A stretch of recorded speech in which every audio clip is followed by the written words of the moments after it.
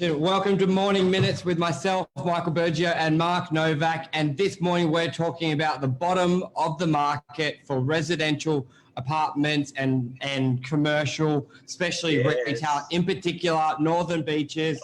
This is, if we had to predict the bottom, which is very hard because you only really know it's the bottom when it starts going up. But we're seeing these trends in the last 4 weeks. We're definitely seeing it in the last 2 weeks of rental deals we've had, in particular on Pittwater Road retail. Mark, we're doing some deals, aren't we, in the motion? Well, last chance, kids, last chance.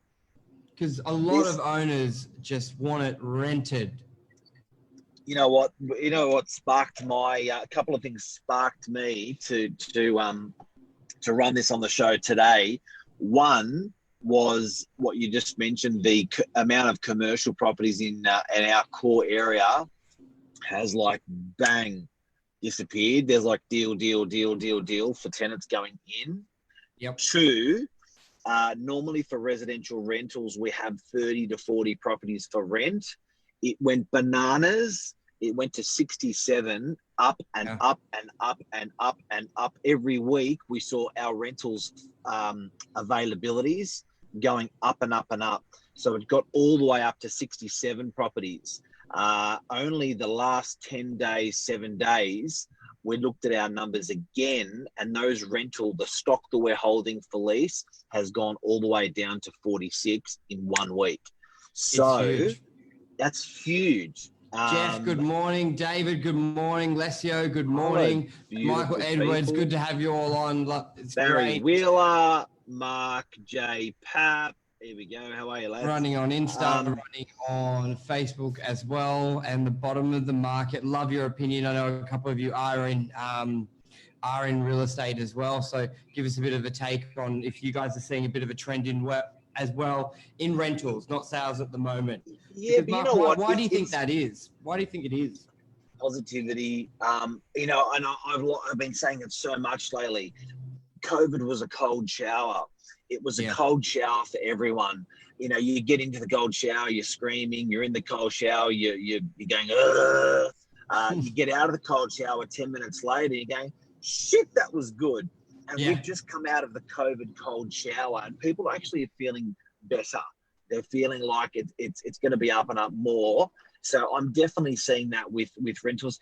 And look, another one, Michael, that I was talking about off air with you, that I'll bring on here was we're looking at just taking a little trip, a little breather for 7 days, and our friends are looking for the same thing. Some buddies of ours. Now, what we paid, because we booked 5 weeks ago, compared to what they're looking for that they can't find, they're looking at spending almost 50% more, almost double, and everything's actually already rented. So that window of opportunity, guys and girls, I believe is not just for property, for rentals, or for sale. I believe it's for sales as well, but I believe it's for a lot of things, that it's just about to close. That window where you could get a tradie quite easily, that window where you could get a good buy, it's just about to close, really. Yeah. So this is the perfect time. And I find it sort of comes back to the people out there at the moment. They're willing to make offers. We've talked about on the show before, making an offer is free. And that's where I'm seeing the tenants get the deal, especially in commercial. A lot of owners are really negotiable. And here's a bit of a tip if you're looking for commercial property or you work in that industry. A lot of owners won't allow you to market at the level they would take, but they will take it that level. For example, they may have had it rented for 50 grand a year. They want to advertise at 50, but you bring them a deal at 30,000 a year with a good tenant, they will look at it. But you may think, well, why wouldn't you let me market at 30? It's just the nature of the beast. Sometimes it's a bit of a cultural thing. So make it, the one thing we've had great success, especially in the last month, is we're just encouraging people to do offers. Yes, it's been tough, but if we're going to be here, we may as well work and get offers and put it in the owner's hands, because a famous saying Tom Paneth always says is, no offers, agent's fault. Low offers, it's the market. So bring offers to the owners, allow them to say yes or no, because each owner's in a different position financially. And some owners go, yep, it's not going to be a good couple years. Let's just get some money coming in, because some money is better than no money, and we'll be a hero in a couple of years when the market sort of picks up. But let's just get it rented. And look, by no means am I saying, the economic recovery is over. I'm not saying that, but I'm just saying that when that opportunity for super low pricing, where you can secure something, you see what people forget about is with property, you're securing a lease. A lease can last 1 or 3 or 6 years. People forget about that. So if times are great, are wonderful, in 2 years' time, 3 years' time, are booming in those periods, you've locked in a really low rate. It's just, what it's just like? A interest rate, a fixed, getting an interest rate fixed for 5 years or 3 years, right in that right time. That's what I'm talking about, is that window of opportunity right now with leasing. Yep. And a couple questions, David and Michael. So David's asked, is there a credible source out there to get up-to-date vacancy rates per month? Quick answer, no. Real Estate Institute New South Wales do have a go. Wait, David, if you're talking about commercial, no. Residential, there is property. I do have them. Tom has it. Lewis Christopher from SQM Property does a really good report for suburbs. So does Michael Bergio. And so do I. So can we talk about your report? Yes. And then to answer Michael Edwards' question, 50K to 30K is about 40% reduction. Is that indicative of how bad the commercial market is? Yes. Ranging from 5 to 40. So yeah, that's where it is at the moment. But if you, but it's an opportunity, guys. And I really don't I like making money from other people's loss. I think it's a little bit evil and it's the wrong thing to do. Yeah. But on the flip side, I think that if you can get a good deal, you are helping out a landlord as well. So at the moment, landlords are willing, and you said it yesterday, Michael, the school of hard knocks, the hardest landlords that you have in your world are really negotiable. They're willing to do a deal. So you're not screwing people by getting a low leasing deal. No, not at all. There's none of that sentiment. Like with all our clients at the moment, they're grateful. Keep in mind, like a lot of these owners have had their property empty for a year, if not longer, and agents aren't bringing them offers. They may, because like I said, they're saying it's 50 grand and agents aren't, there's probably been plenty of people at that level, but they assume what the owner's going to say. And then we've brought the offer and the owner's like, yeah, let's do it, because I'd rather 30 grand now than a year empty. It's a long-term purchase. So a lot of the commercial owners, they've had their properties gone from probably when they've owned it. It's always had swings, because a lot of the time they own it for 10, 20 years, and it can be quite, what's the word? Susceptible, vulnerable. I don't know. It does bounce a bit. But they just know long-term it's okay. So there's definitely no bad sentiment. They're grateful to have a tenant in there. They understand. Vulnerable is a beautiful word, Michael. Vulnerable. Stunning. And agree with you guys in calling saving for bankruptcy. And also, so one thing, Mark, what you're saying about data, I've tracked. So one thing I've done. Let's do that. That's really incredible data that you got there. Can you share that? And then you do the. Yeah, I'll have to go. Let me jump off Instagram for 2 seconds and I'll do it. You talk. Oh, no, hang on. I got it. You want me to bring it up? Hang on. Oh, bring it on your second phone. Send it to me via Telegram. Oh, yeah. But while you're doing that, so one thing I've done, I've actually done it since day one of real estate, but I did lose the first 2 years when we had a virus. Basically, I've tracked the number of listings on realestate.com for residential sales and residential rentals, and commercial for sale, for lease, and our numbers. I've got at least the last 4 years of data, and it's very, very good to see. I know a lot of people go, well, off market, there's some of these sales. What about this? I go, it's not like, you know, when even a wrong clock's right twice a day. And yes, What do you have that called, that data? market share in WhatsApp. Have you sent it? Yep. So even though, share, got it. Yeah. So this is the closest thing to be able to track levels. And I've got trends in there where residential sales has been as low as 360 properties, and then we see it shoot up to 700. And it's a really good indication of where the market is at the moment. I'm going to open it up here for you guys. Oh, and David, hey, there you go. And David, this is okay, share screen. This is cool data. This is probably cool, especially if you love numbers. Yeah. I'd probably love to graph it and do that stuff with it. It'd look pretty cool, but let me open up, share. What I love about this, and because you gave the professor version, I'll give the version for idiots, dumbed down version. So basically, you know, when you see realestate.com, not a lot of people know on realestate.com that you can actually ask it that how many properties are available in that suburb. You can then extend that further, and because our area or our catchment is known as the Northern Beaches, there's 100,000 homes on the Northern Beaches. We can ask realestate.com, hey, how many properties do you have for rent on the Northern Beaches? So then what that means is we know how many, you know, there's 400 properties for sale on the Northern Beaches total that week. Now, how great would it be if you can chart that data back 5 years, 4 years, and then that's what Michael's done here.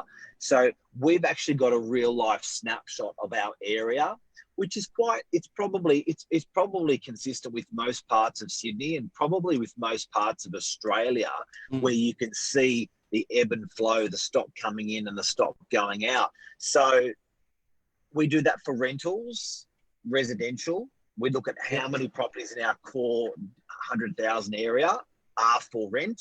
We look at how many properties in our core Northern Beaches area for sale, and we do it for commercial as well. So we're going to share that data with you now. And if you've got any questions, throw it out real quick so we can answer it with this graph. And just to show some little trends, like 2016, there were 600 properties Northern Beaches for lease.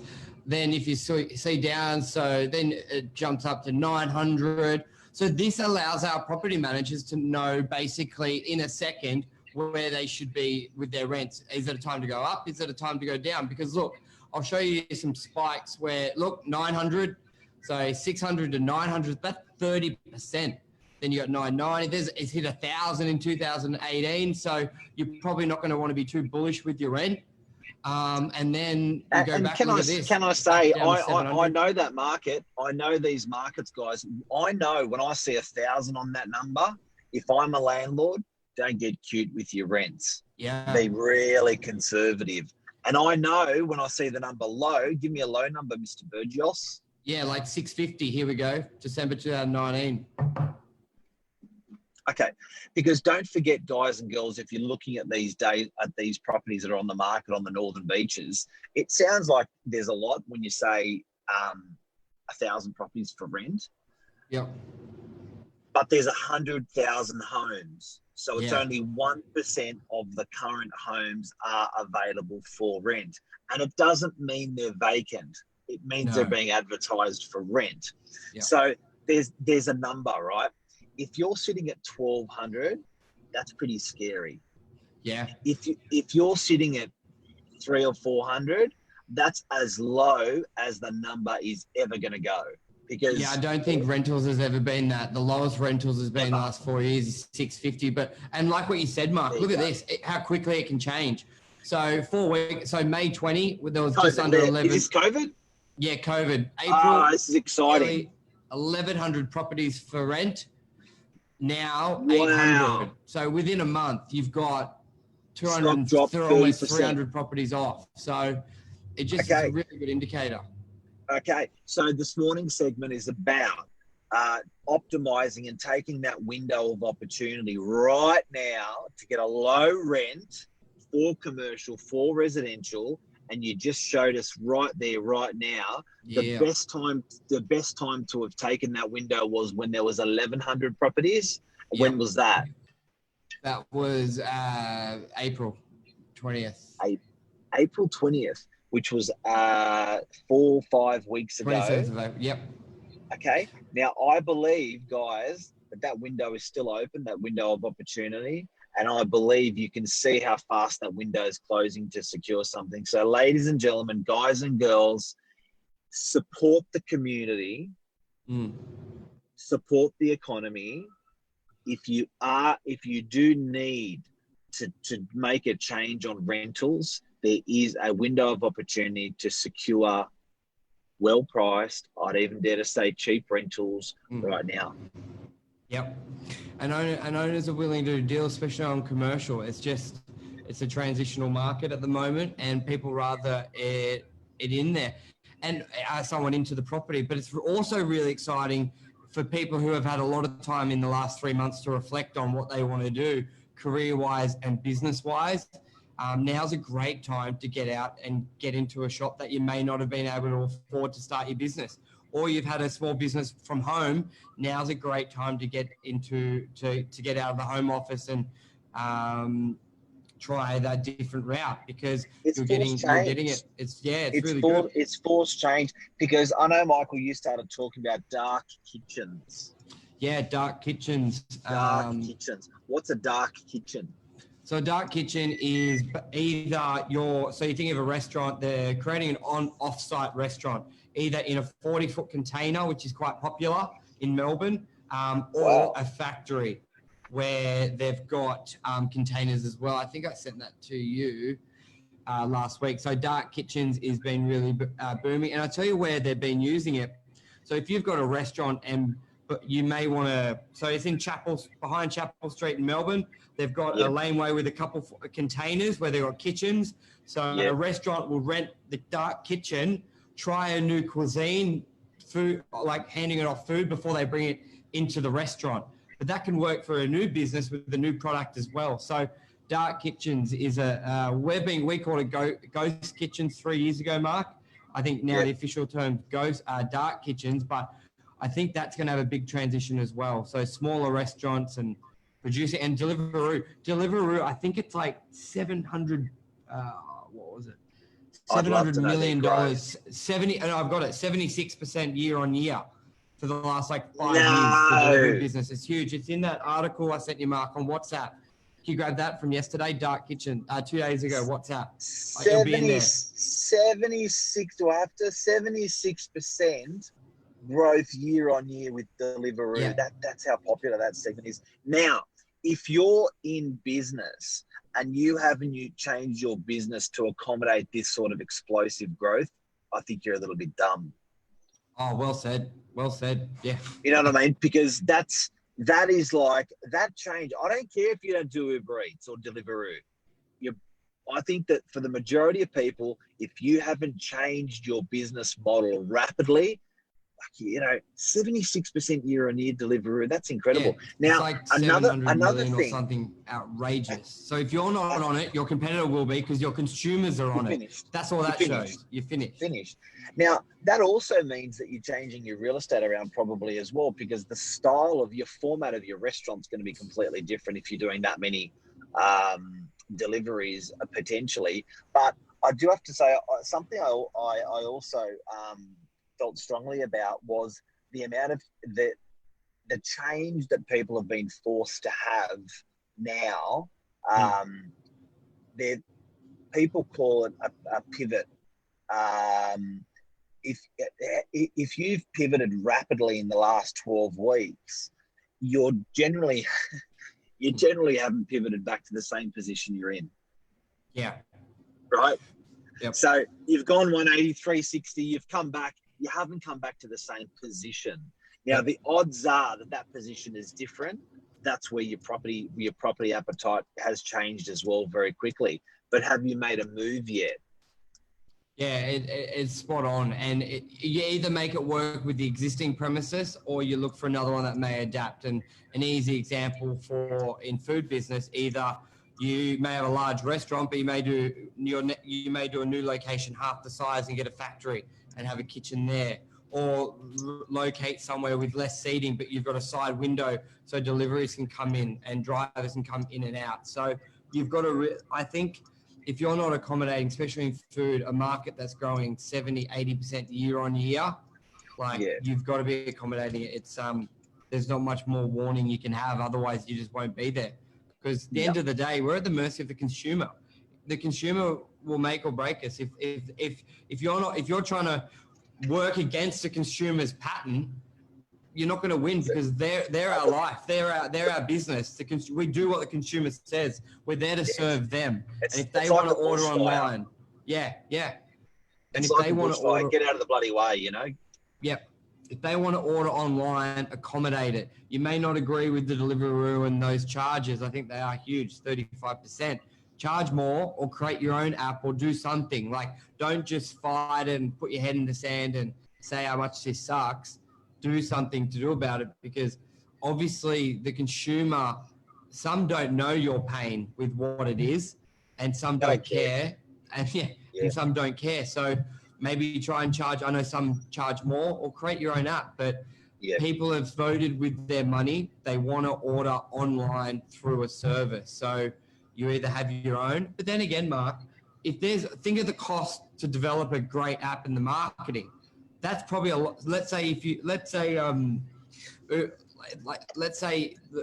is charging 35% and you say it should only be 15%. If you look at 15% of your gross orders for the year, and let's say work out the cost of doing your own app and hundreds of thousands of marketing, or is the 15% extra you pay for them who do it? And not only that, but there's promo there. You're getting you're getting under the nose of people that want to eat right now, or don't book quick. So you're positioning your product in a beautiful area. But today, what we are talking about, and which to sum everything up, is we're talking about that window of opportunity to secure a residential rental or a commercial rental. It's just that super hyper incredible value is still presently there. We can see it in those numbers, but that window is closing, and proof of that in our business is that we were sitting as an all-time high in our business, never to be repeated, 67 properties for rent, where we would normally sit at 30, 40. And then further proof of that is with commercial.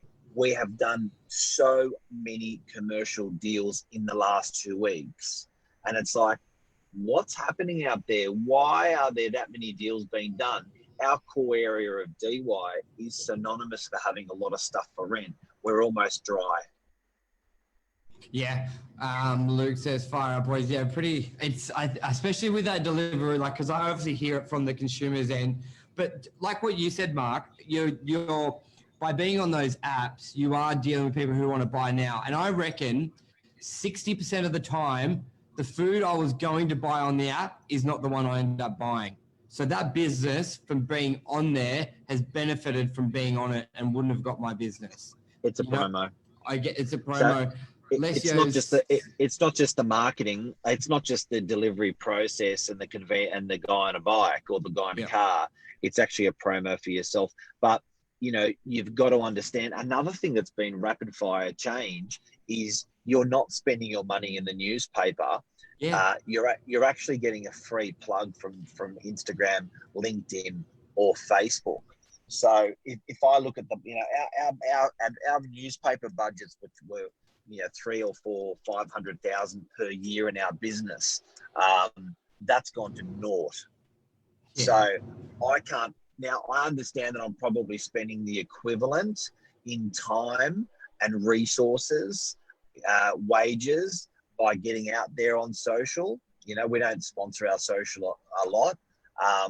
But, guys, you just got to realise that, when these windows of opportunities present themselves, you can be licking your wounds and saying, nah, bloody Uber, bloody Deliveroo, this sucks. or you can forge and go forward and take that window of opportunity that we're talking about. You know, I see now 2-bedroom units for rent in our area, beautiful 2-bedroom units for $550 a week.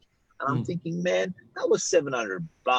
You know, like this is a great time to get a cracker rental. If you wanted to get off your bum, you'd be getting out of your 1-bedroom unit that you're paying $550 for and getting into a unit, a 2-bedroom with views for $550, $600. So, do you know what I mean? It's taking that window of opportunity. I do, and Leslie made a good point. All these apps had employed several people whom would have been unemployed as hospitality operators. I can tell that consumers are happy to pay extra by convenience. Convenience always wins. It has been a win-win at the end of the day, in my opinion. I agree. Michael Edwards, what would your spend on social 2015 to 2020?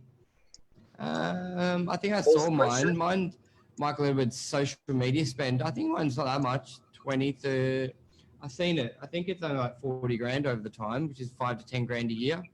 Mine personally, I think because I know on reports, I think it's 40K I've spent. Yeah, look, I think our newspaper spend alone would have been close to 300-400K, and I know our social media spend for direct marketing sponsorship on social media would be sitting probably between about 10,000, 15,000.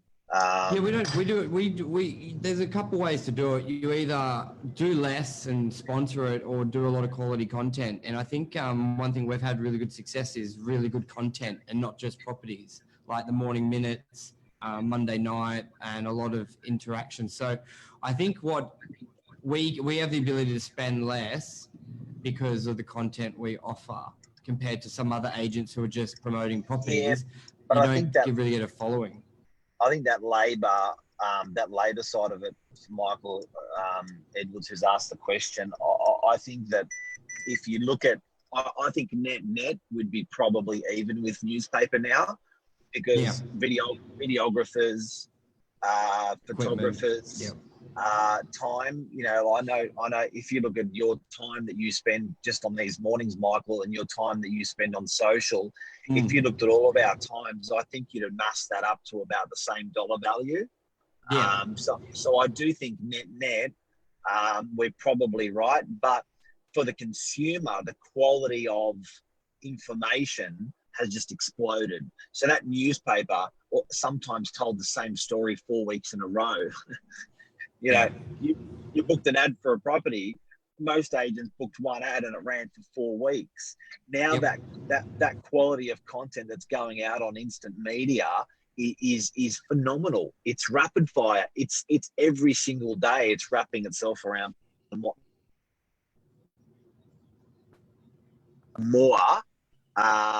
It's feeding itself more if people like that comment. It's feeding itself less if people don't like that comment. Yep. Yeah, as Mike says, I haven't bought or read a newspaper for 2 years. Same. Alrighty, I think that's a take. Any really good interaction with all the guys today and ladies. Thanks, Lesio, Michael, Luke. Always good to have you on and shooting questions at us. And David, really appreciate it. Cassiano, I'll speak to you soon, buddy. Fabulous Cleaning on Instagram. What did Fab say? Chase Real Estate, Fab's there's Fab. Hey, Fab. Fab's got great content. There's always a lot of opportunity. North Narrabeen Laundry. It's Chad Cohen, Richard Holt, g'day. Michael, the Taylor, legend. Yes. John, how are you? Tara, how are you? Okay, guys. Thank you, everyone. Cheers. Love you. Bye. See you. Bye.